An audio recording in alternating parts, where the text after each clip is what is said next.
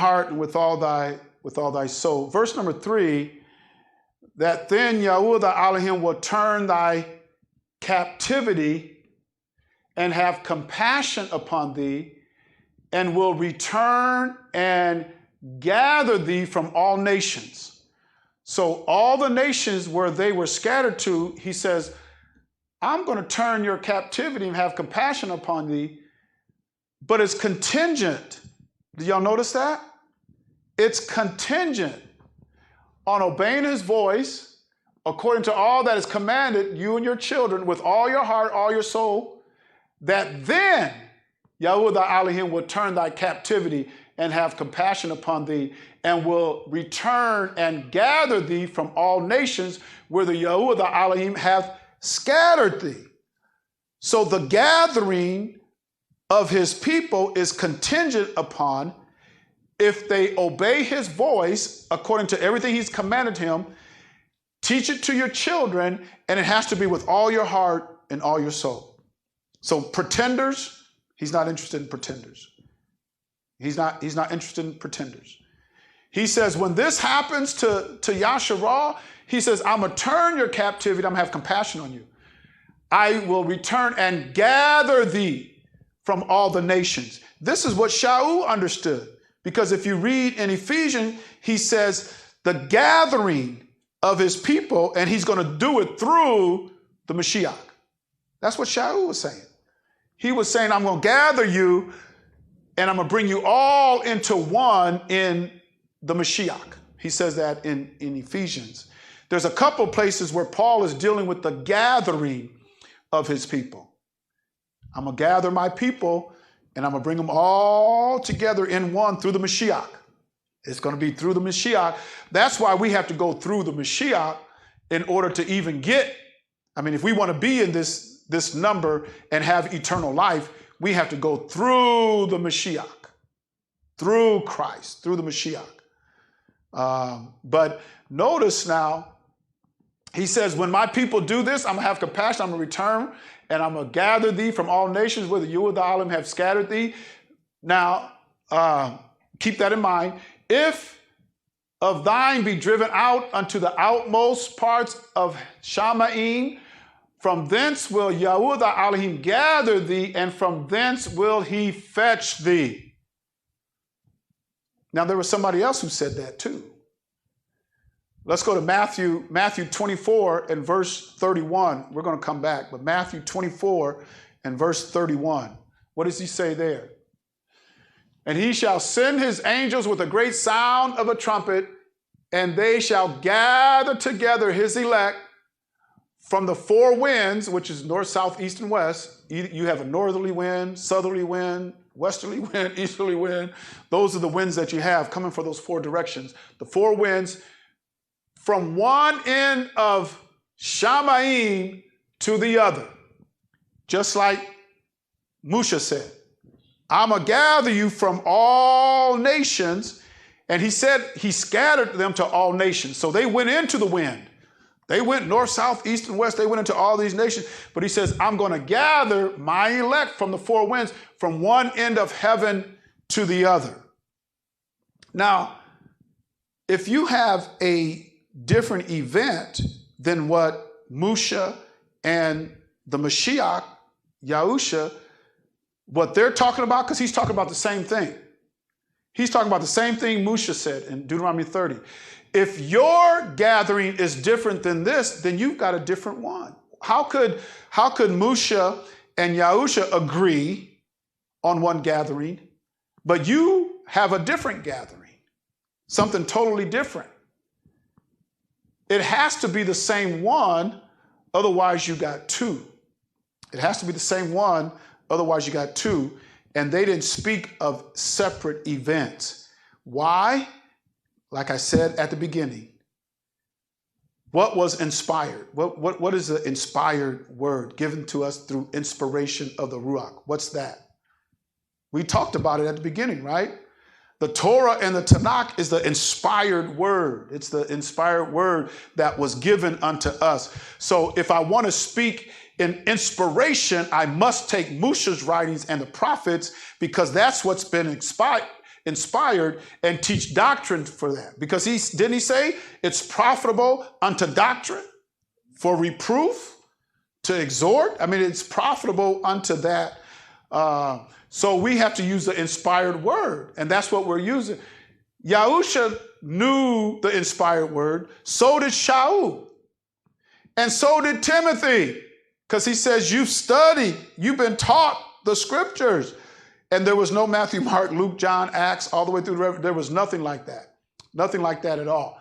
So Deuteronomy 30 and 4, if we look at any questions or comments so far, Deuteronomy 30 and 4, this is not the only place, be driven out to the outmost parts of heaven, from thence will I gather thee, thence will Yahuwah thy Elohim gather thee, from thence will he fetch thee.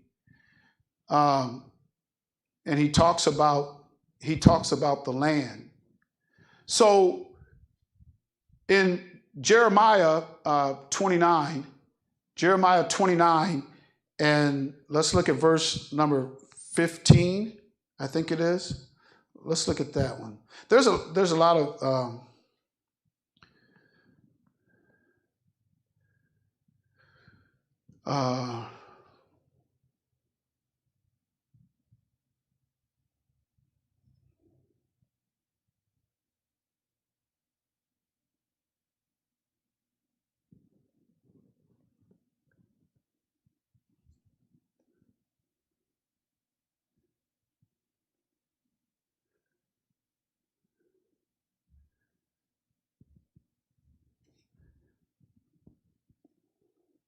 okay, I want to go up.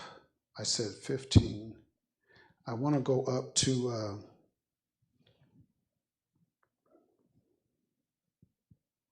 let's start at verse 11. Jeremiah 29 and 11.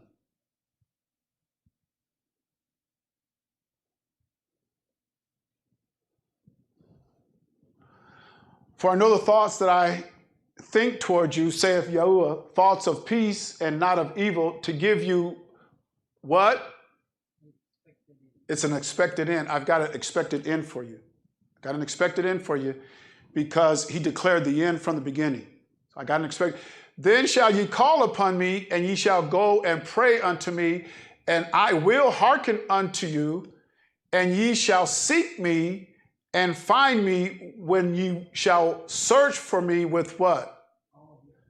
So just like he said in Deuteronomy 30, it has to be with all your heart and all your soul. He wants 100%. He doesn't want 90%. He don't want 80%, 50%. No. He says all of your heart, all your soul.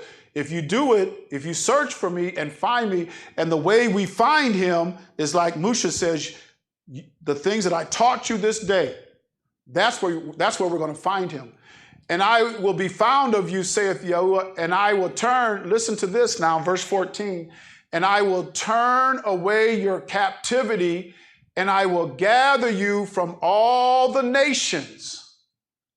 Does that sound like what Musha was saying? It sounds like the same thing. I'm going to gather you from all nations and from all the places whither I have driven you, saith Yahuwah. This is inspired text. Nobody can top this. When it says, saith Yahuwah, saith Yah, saith the Most High, you can't go higher than that. That's inspired word. Anybody who speaks against this is speaking against the inspiration of Elohim. And if you speak against the inspiration of Elohim, his inspired word, you're speaking against him. And that's where we have to be careful. I don't understand this. Give me an understanding, because that's not what I've been taught. That's a way to approach it instead of approaching it like, well, that's already happened, or I don't believe it. You know, some people say, I don't even believe that. Some people say, I don't even believe it.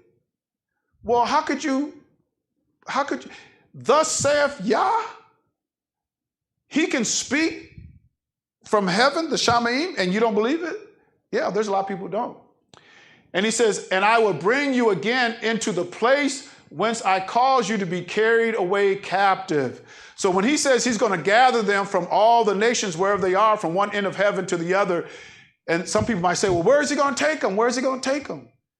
Because you have a lot of people say they're going to the Shamayim. When he comes and gathering, that's the rapture. We're going up to the Shamayim. We're going to say holla down here and hallelujah up in heaven.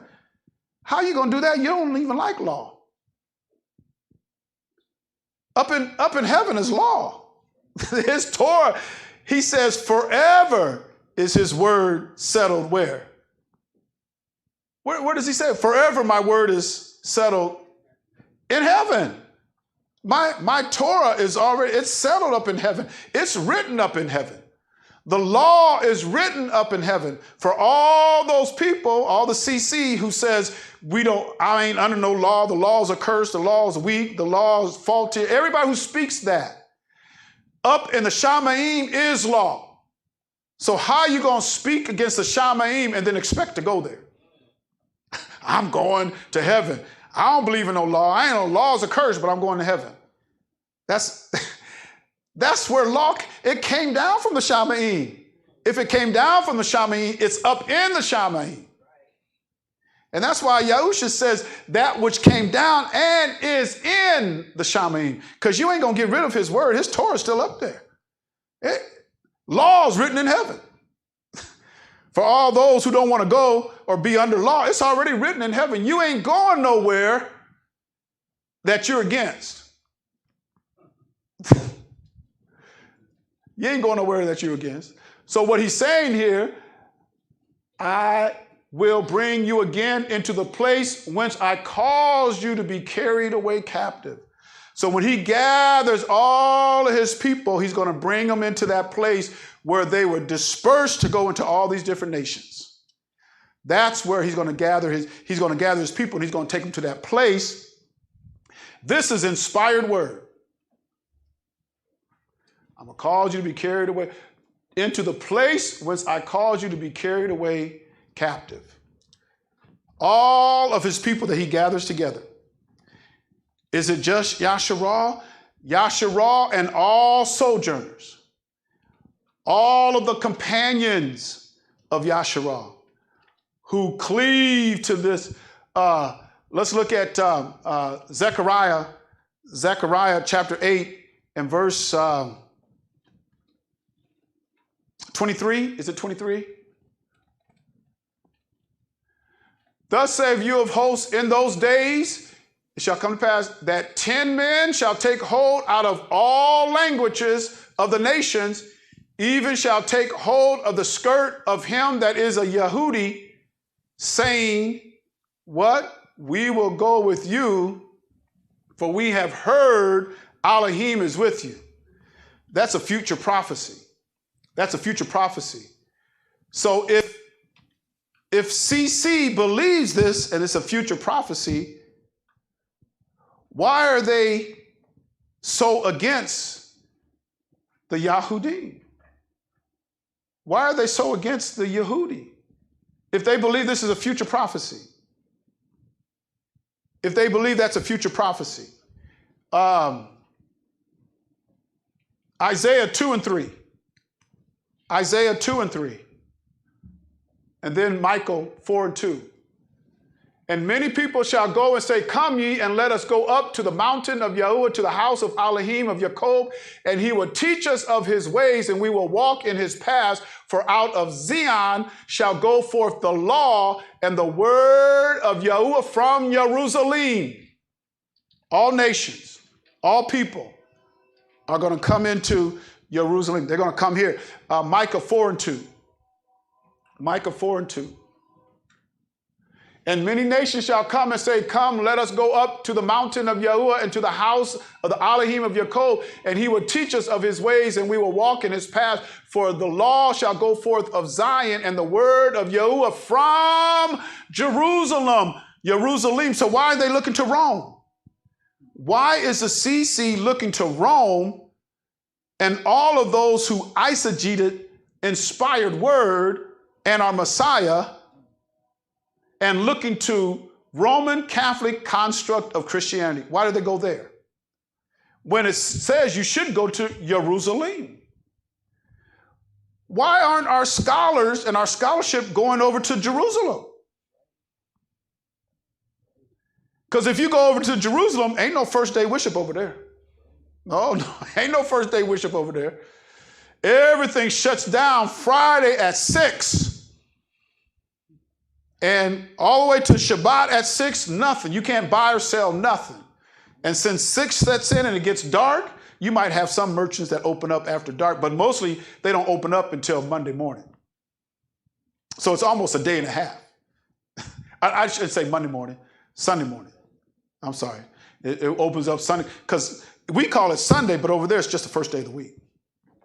It's Yom 1, this is the first day of the week. We call it Sunday. The reason why we call it Sunday, because we're on the Greco-Roman calendar, and Greco means Pope Gregory, and the Roman calendar, that's what we're on. And Constantine was a sun worshiper. And so he made everybody who say they were a Christian and believed in Christianity had to worship on the first day of the week because he was a sun worshiper. That comes from Constantine. Doesn't come. If you believe this, why don't you go to Jerusalem? Why don't you go to Jerusalem? I wonder what they're doing over in Jerusalem. Ain't no first day worship. I wonder what they're doing over in Jerusalem. They open up Torah. And they start reading through Torah. Why do they open up Torah and read through Torah on the Shabbat? Because it says, for the law shall go forth of Zion, and the word of Yahuwah from Jerusalem. So if the CC is right, why don't they go to Jerusalem? Jerusalem, why don't they go there? They don't go there. They go to Rome. They go to Rome because even in their garb that they wear, they look like Roman Constantine Christians. You have apostolic folks with the, what's that fish god? Dagon, or has that fish hat on. Dagon. Apostolic. I seen an organization, because there's a pastor in this area that belongs to that organization, and they just had a consecration, and you had 3 main men, and they had their staff and their shawl on and their hat on, and looked just like the Catholic Church. Looked just like the Catholic Church. Just like that. And this is apostolic now. So why do you go to Rome and don't go to Jerusalem? I don't see anywhere in inspired word where he tells you to go to Rome. I don't see nowhere in the inspired word. If anything, we should be trying to get further and further away from them. Like he says, come out from among them and be ye separate, saith the Most High Yah. He says, that's when I'm going to accept you. Who said that? Shaul. Shaul said that. In Corinthians, he says, come out from among them and be ye separate, then I'll receive you as my son and my daughter. Shaul said, are you sure Shaul said that? Shaul said that. Let's look at 2 Corinthians 6 and verse 13. Let's see.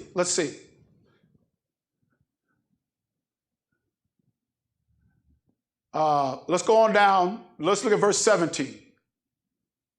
Here it is. Wherefore come out from among them and be ye separate, saith Yahuwah. This is Yahuwah that said this. And touch not the unclean, and I will receive you. I'm not going to receive you until you come out from among them. As long as you are with, because he says, what kind of concord has Mashiach with Belial, which is what kind of accord. And you know what accord is? Accord is when you come together and agree. That's an accord. So what concord has Mashiach with Belial? There is none. What agreement had the temple of Elohim with idols? What agreement had the temple of Elohim with the Christmas tree? What agreement? There's none. And you got the nerve in apostolic churches to put a Christmas tree up? And not only, they don't put it back in the vestibule, they bring it into the sanctuary. They don't put it on the front row. They put it up here in the pulpit where everybody can see it. Come on in, y'all. Come on in. And he says, what agreement does the temple of Elohim have with idols? I ain't got no agreement with that. Why don't CC come out of paganism? Because they follow Rome. They don't follow Jerusalem. Or what, as Elohim have said, I will dwell in them and walk in them. I will be their Elohim and they shall be my people. He's not walking with you if you got idols. If you got any kind of idols, he ain't walking with you. EASTER, he ain't walking with you. I don't care how many times you call a convocation and call it holy and then bust out some ham. I don't care how many times you do it. It ain't holy. I ain't got nothing to do with that. Well, they jumping and shouting and spitting and sweating and snotting and everything. He said, I ain't got nothing to do with that. He said, I ain't got nothing to do with that. You got folks rolling around and doing all kind of jumping up on pews and doing backflips and everything. Doing all kind of dances. And they call them those holy church. Them is church dancing. Just like somebody if they was sea walking. You know what sea walking is? Y'all don't know what sea walking is? They call it, it's a church dance. It's a church dance. It ain't no different from sea walking. You just got different. Sea walking is the Crips. When the Crips do their sea walking. Y'all didn't see that? Y'all didn't see Snoop Dogg on Super Bowl, on the halftime show? It had Snoop Dogg up there and he started doing the sea walk. Y'all didn't see that?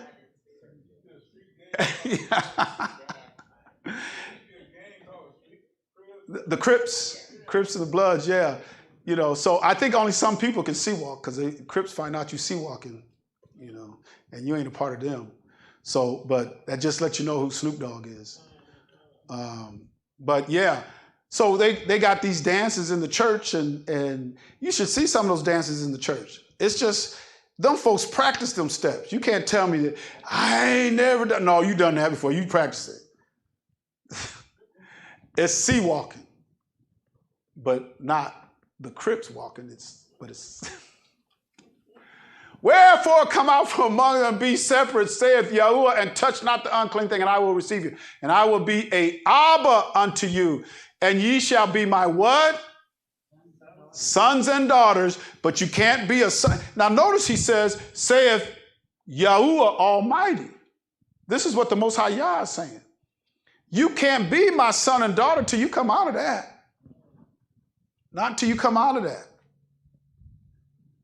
So let's go back to where we were. Where was it? Jeremiah? Okay, Jeremiah 29 and 14. I think that's where we were.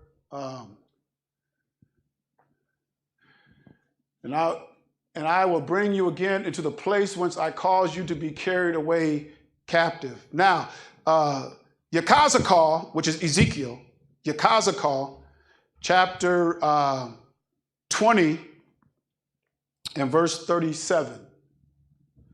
Ezekiel 20:37. Let's start there. Okay, let's go up. Not 30, so let's go up. Right? Okay, verse 34. And I will bring you out from the people and will gather you out of the countries wherein ye are scattered with a mighty hand and with a stretched out arm and with fury poured out. There's a reason why the world does not want Israel to wake up and return to Jerusalem. They don't want them. You know why?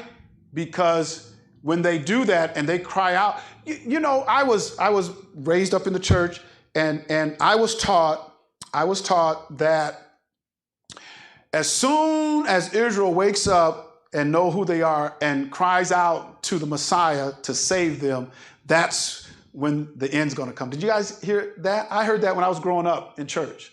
As soon as Israel cries out to the Most High and we say as soon as they cry out, as soon as they know who they are and they cry out to Jesus to rescue and save them, that's when he's coming.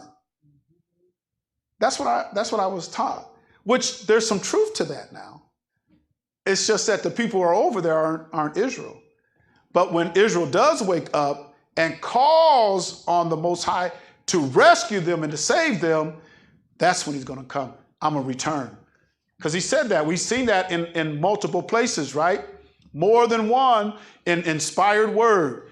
He says, with fury poured out, I'm going to stretch out my arm and with fury poured out. Fury poured out now is going to be against other nations. He's going to throw out fury on these other nations. Why is he going to throw out fury on these other nations? Because of how they treated Yasharal when they were in captivity. How they treated Yasharal. Now, did everybody treat Yasharal like that? No, not everybody, but you had nations and you had people. I mean, it's a shame to be hated and you didn't do nothing. I mean, you haven't perpetrated on them, you haven't done anything against them, but they hate you. They don't like you. And you might even ask them for a reason. Why? Why? Why am I being treated this way? I haven't done you like that. I haven't treated your kids like this. I haven't treated any of my neighbors like that. Why do I get that kind of treatment? And you got some people, now did not Yahusha say you'll be hated without a cause? Didn't he say that? I think it's in Yahukanan. Somebody can find that. We got some people here. If you can find that, I think it's in Yahukanan. You'll be hated without a cause. You haven't done nothing, and you'll still be hated. Well, why you hate me? I didn't do. Man, you look at me like I stole your baby or something.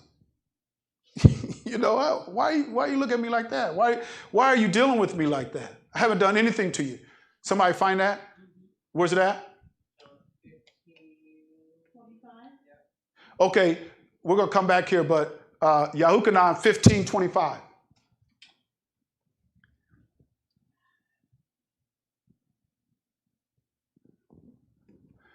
But this cometh to pass that the word might be fulfilled that is written in their law, they hated me without a cause. They hated me without a cause. Sometimes you just be hated without a cause. They have no reason to hate you, but they still gonna hate you. So when he says with fury poured out, I'm gonna deal with them. I'm gonna deal with them. How do you know they're gonna deal with them? He's gonna be fury poured out like that. In Matthew 25, when he deals with the nations, he's going to separate the sheep from the goat. And what does he tell those nations? He says, when I was hungry, you fed me. When I was thirsty, you gave me to drink. When I was in prison, you visited me. When I was motherless, or fatherless, he says, you took me in.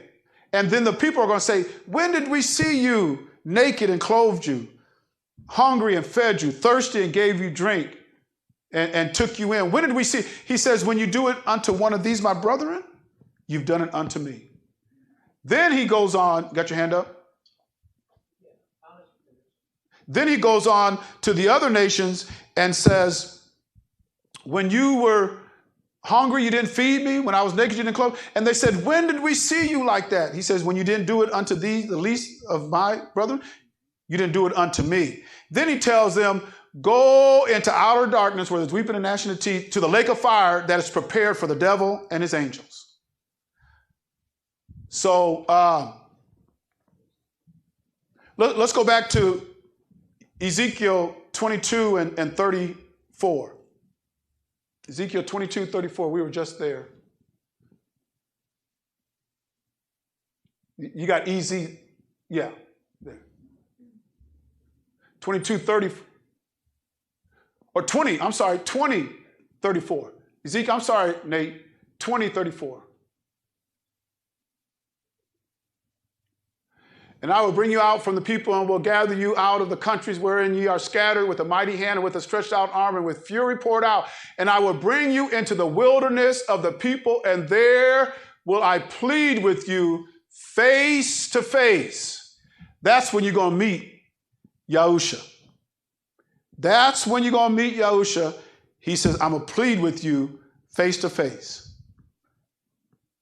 How do you know this is dealing with Yahusha pleading with faith? Because Shaul knew about it too. So for this verse here, 20:35, let's look at Acts 17 and 31. Acts 17:31. Because he hath appointed a day in the which he will judge the world in righteousness by that man whom he hath ordained, whereof he hath given him assurance unto all, in that he hath raised him from the dead. So who do you think you're going to see face to face? You're going to see Yahusha face to face. You got an appointment. Israel's got an appointment with him, and all sojourners, those who are going to be in Israel, got an appointment with him. And you're going to have to be judged by that man. We'll see it. We'll see it in once we go back to Ezekiel. But let's go to Romans 14 and 10. Romans 14 and 10.